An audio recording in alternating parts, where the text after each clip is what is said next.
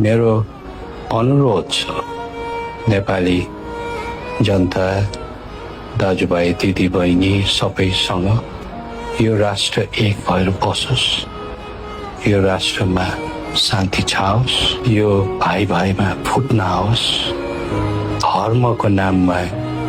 कुनै खालको द्वन्द्व नहोस् र जुन पनि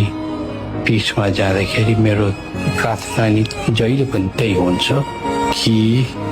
सबैलाई सद्बुद्धि आओस्, सबैले धैर्यताको साथ भाइचाराको साथ बस्नु सकौँ र हामीले मानेका कुराहरू